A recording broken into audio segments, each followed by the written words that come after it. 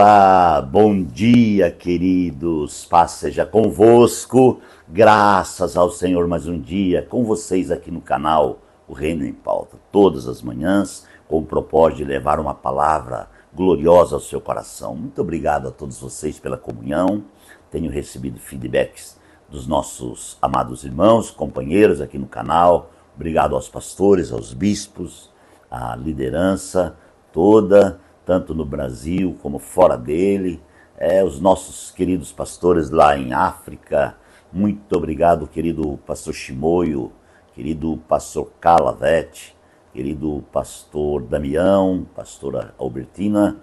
Muito obrigado, pastora. Muito obrigado aí a todos os demais pastores, são tantos aí em África, e eu não me lembrarei todos os nomes, né? Pastor Materi, enfim, tantos que tem aí, eu quero agradecer a todos vocês. E também os nossos queridos aqui no Brasil, que nos acompanham com carinho. A nossa equipe também que organiza o canal, muito obrigado. Que Deus continue abençoando vocês abundantemente. Ok, esta é a mensagem 16 da série Feridos pelo Processo, porém curados no propósito. Gente, e nós estamos exatamente falando aqui quando o processo ele muda muitas vezes de forma, né?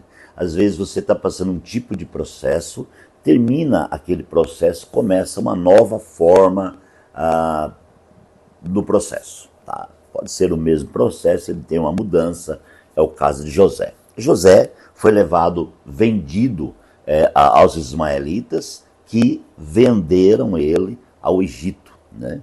E nós já passamos essa fase, mas só para relembrar.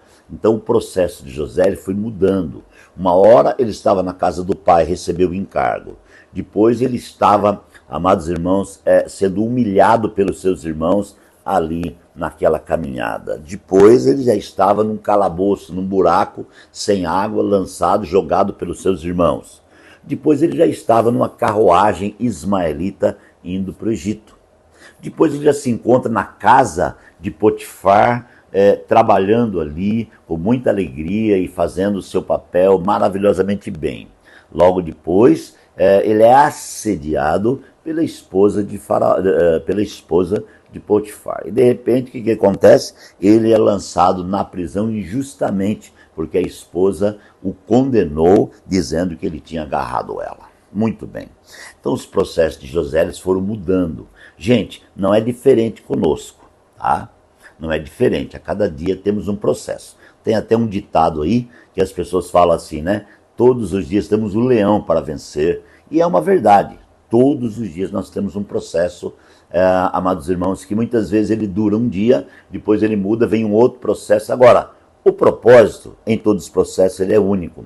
No propósito tem cura. Quando chega o propósito daquele processo, você recebe alegria, cura.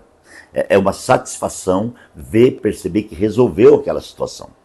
Por exemplo, você está resolvendo uma situação durante um dia, e aí só se resolve quando a noite chega. Você vai dormir tão gostoso aquela noite, né?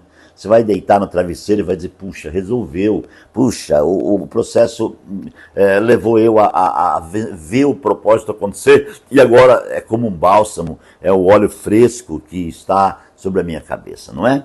Muito bem. José está numa situação complicada agora, porque por causa do assédio ali da esposa de Potifar, ele foi lançado na prisão. 2 chefes foram lançados com eles, e os 2 têm um sonho. Agora, é interessante, queridos, que José, mesmo dentro do processo, ele é usado por Deus para servir os seus irmãos. Então, pontue aí. No meio do nosso processo, nós somos usados por Deus para servir. O serviço de Deus, ele é cotidiano, com ou sem processo, com processos pequenos, maiores, menores, não interessa. Nós estamos aqui, amados irmãos, e temos o encargo do serviço. José está na prisão e ele serve aqueles 2 presos. Mas agora tem 2 tipos de serviço. A Bíblia diz que eles serviam eles, só que agora eles têm um sonho.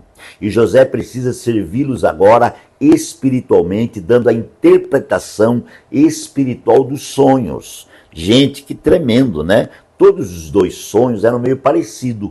A única diferença, amados, é que o primeiro sonhador, Deus estava revelando a ele que ele iria ser restituído no seu trabalho. E ele iria servir o vinho ao rei. Ele ia fazer exatamente o que ele fazia, né? Ele era o copeiro do rei. Agora, o outro sonhador, a seguinte sentença foi muito forte, porque no outro sonhador, a interpretação que José deu no espírito foi que ele iria morrer, ele iria ser enforcado, decapitado, né? E então essa foi a interpretação. Amados, é incrível que só iria passar 3 dias na interpretação do sonho, né? Puxa, 3 dias. Vamos analisar uma coisa aqui. Deus tem sempre um tempo determinado. E o profeta já dizia, há um tempo determinado para todo o propósito. Então eu queria que você pontuasse dentro de você agora que eu e você vivemos o tempo determinado de Deus e por Deus, em todos os aspectos. No aspecto da vida, nós temos um tempo determinado. Só Deus sabe o dia e a hora que Ele vem nos buscar. No aspecto social, econômico, sentimental, familiar, amados, não é diferente. Existe uma vontade de Deus, existe, amados, um tempo determinado para todo o propósito. Por isso, não tem como escapar sem agradecer a Deus por tudo que acontece cotidianamente, né? Eu imagino que aqueles 2 sonhadores e também José agora estão diante de um grande processo, amados irmãos, e existe um propósito. O propósito na vida do padeiro aconteceu, ele foi morto. O propósito na vida do outro sonhador, ele foi restituído. Ok. Mas uma coisa me chamou a atenção. José fez um pedido ao primeiro sonhador. Ele não fez um pedido ao segundo. É incrível isso, né? Sabe o que eu quero analisar com você? A certeza que José tinha na interpretação do sonho. Porque você não vê José falando para o segundo sonhador, viu? Fala lá com o faraó sobre mim, lembra de mim. Não, porque José sabia que ele ia morrer 3 dias depois. Gente, as coisas de Deus são incríveis, né? As coisas de Deus é impressionante. Agora, José, amados irmãos, ele fala para o primeiro sonhador, ele diz assim, viu, lembra-te de mim, quando você estiver lá, você vai ver a vitória, você vai ver tudo acontecer, lembra de mim, eu fui levado, né, à força da minha terra, de Canaã para o Egito, e eu estou aqui não porque sou culpado, eu estou aqui inocentemente, então lembra de mim, fala para Faraó me tirar aqui da cadeia, né?